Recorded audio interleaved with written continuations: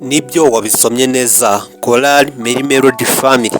Iyi ngiyi abenshi barayizi, aho ikorera mu itorero rya kaminuza kuri Huye campus, mu ntara ya kaminuza Firidi y'Amajyepfo.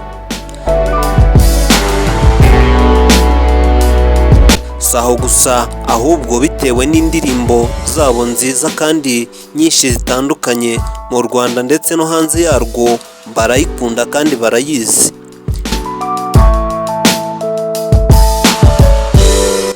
Mary Melody yamenyekanye ku ndirimbo zitandukanye harimo nk'iyitwa Morodekayi, ubu ngubu imaze kurebwa n'abarenga 251.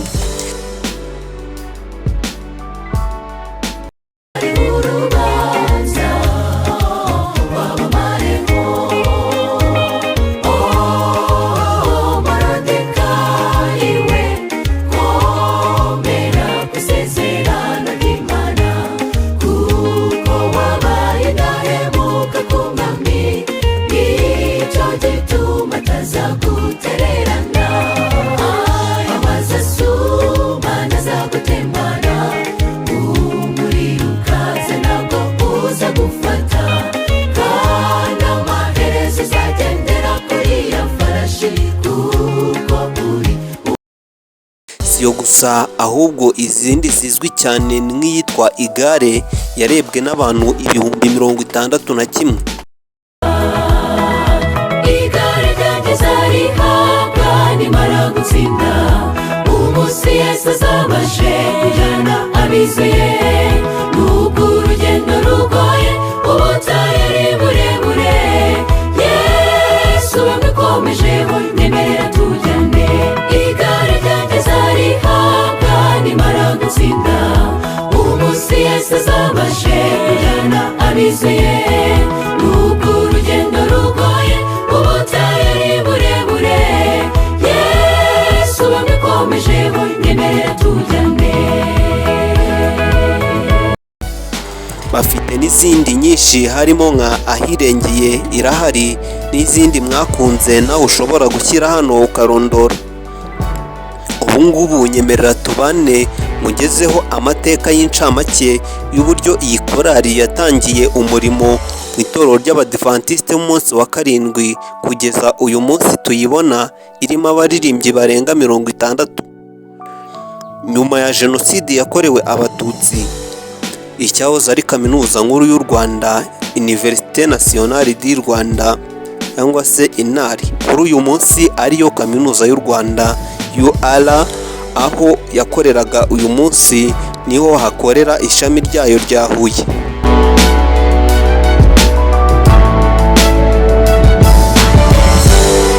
Mu 1995 iyi kaminuza yongeye gufungura imiryango yayo itangira gukora nk'uko byari bisanzwe. Iki gihe abanyeshuri batangiye guturuka mu mpande z'igihugu zitandukanye cy'u Rwanda ndetse no hanze yacyo.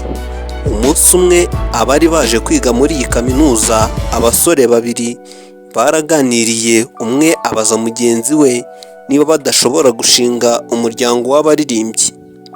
Mugenzi we ntiyajuyaje, ahubwo yamusubije abyishimiye, amwereka ko igitekerezo ari cyiza ndetse amushyigikiye. Mu minsi mike umwe muri bo ageze kuri mugenzi we biganaga amugezaho igitekerezo, ndetse mugenzi we nawe aragikunda arabashyigikira. Ubwo aba babaye batatu bagira igitekerezo cyo gushinga umuryango w'abaririmbyi. Bidatinze gahunda barayinogeje. Gahunda barayitangiye ku munsi wo muri icyo cyumweru. Bavuye gutangira isabato barahuye, bararepeta, bararirimba, baraganira, barishima. Nyuma yo kubona undi muntu wa kane, baje gufatanya ndetse batangira kuririmba byemewe n'itorero, maze biyita Mary's Melody Choir, bisobanuye ngo injyana y'abasore. Birumvikana ko yari korali igizwe n'abasore 4. Mu mwaka w'1995 abasore bari basanzwe baririmba ari bonyine.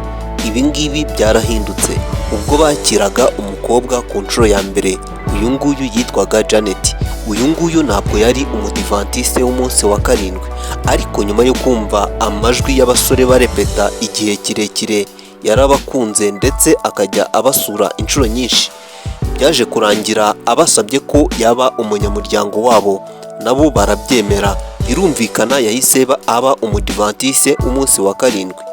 Maze muri Nzeri 1995 iyi korali nyuma y'uko igiyemo abandi bakobwa benshi n'abandi basore yaje guhindura izina yitwa Victory Melody Singers.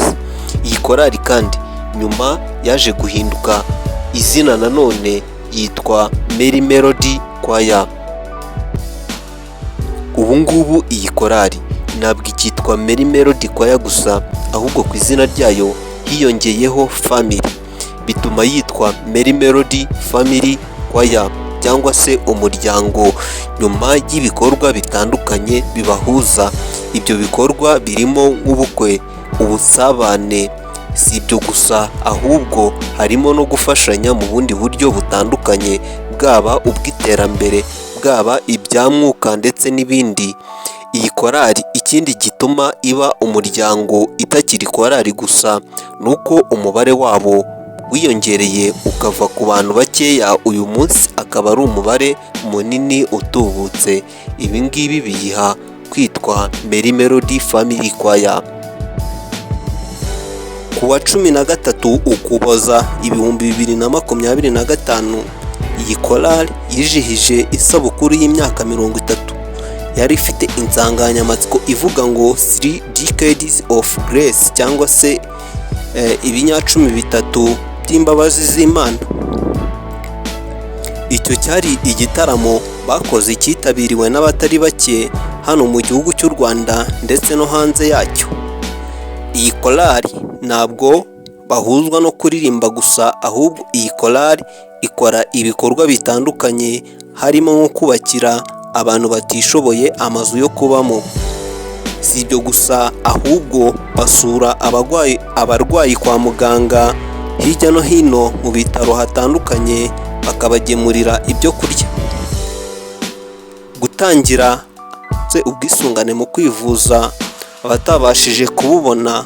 Si ibyo gusa, ahubwo iyo uganiriye n'abaririmbyi b'iyi korali bakubwira ko bafite ibikorwa bibahuza bituma ibyishimo byo kuba muri iyi korali nta wabyibuza, harimo nk'ubukwe, harimo gukora siporo ndetse n'ibindi bitandukanye bibahuza bibera muri social department y'iyi korali.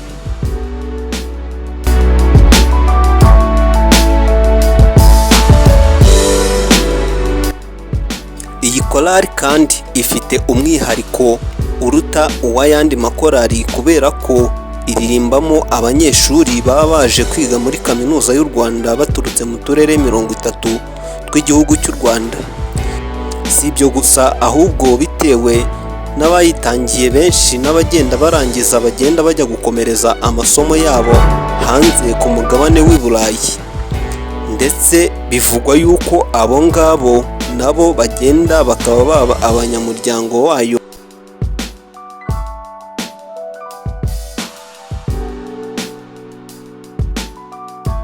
Iyi korali nawe ukeneye kuyikurikirana no kuyimenyaho byinshi birambuye amakuru yayo umunsi ku munsi, ushobora kujya kuri YouTube ukandikamo Mary Melody Family Choir, wahita ubabona ukazajya ubana nabo ku munsi. Niba utarabaha subscribe yikore kugira ngo uzajye ubona ibikorwa.